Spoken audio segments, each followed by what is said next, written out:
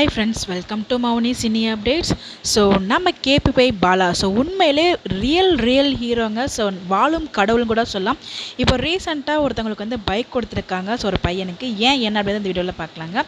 So அதை பார்க்கும்போது உண்மையிலே எனக்கே கண் கலங்கிடுச்சு. ஸோ அப்படி வந்து கூஸ்பம் மொமெண்ட்ஸாக தான் இருந்துச்சு அதை பார்க்கும்போது. ஸோ உண்மையிலே பாலோட ஃபேன் சொல்கிறதுக்கு நான் ரொம்ப பெருமைப்படுறேன். என்ன அப்படின்னு பார்த்தீங்கன்னா, மேல்மருவத்தூர்கிட்ட இருக்க ஒரு பெட்ரோல் பங்க்கில் ஒரு பையன், ஒரு சிங்கிள் பேரண்டால் அவங்க அம்மா மட்டும் வளர்க்கப்பட்ட ஒரு பையன், அவன் படிச்சுட்டே பார்த்தீங்கன்னா ஒர்க் பண்ணிகிட்ருக்கான். ஸோ அந்த இடத்துல வந்து பார்த்தீங்கன்னா ஒரு பைக் ரைடர் ஒருத்தவங்க வந்து பெட்ரோல் போட வராங்க. ஸோ கிட்ட அவங்க வச்சுருக்க கேமராவையும் அதுக்கப்புறம் மட்டும் அந்த பைக்கோட ப்ரைஸையும் கேட்குறாப்புல. ஸோ அவரும் அந்த ப்ரைஸ் அமௌண்ட்டை சொல்கிறாங்க. ஆனால் வந்து பார்த்தீங்கன்னா எங்கள் அம்மா கிட்ட போய் 10,000 கேட்டேன் மாதிரி பைக் வாங்குறதுக்கு, அது கூட இல்லைன்னு சொல்லிட்டாங்க. ஸோ அதனால் எங்கள் பைக் வாங்க போகிறேன் அப்படின்னு மாதிரி ஒரு ஃபீல் பண்ணி ஒரு வீடியோ வந்ததில் சொல்லியிருப்பாங்க போல். இந்த வீடியோ நம்ம பாலகனுக்கு போயிருக்கு. இதை பார்த்தோன்னே ஸோ நம்மளால முடிஞ்ச ஒரு பைக் கொடுத்துருவோம் அப்படின்னு சொல்லிட்டு சர்ப்ரைஸாக அந்த ஒரு பைக் ஒன்று வாங்கிட்டு போயிட்டு, ஸோ அந்த ஹெல்மெட்டும் வாங்கிட்டு போயிருந்தாங்க. ஸோ மூஞ்சிலுமே மறைச்சிட்டு அந்த பெட்ரோல் பங்கில் போயிட்டு பெட்ரோலும் போடுறாங்க, டேங்க் ஃபுல்லாக பெட்ரோலும் போடுறாங்க.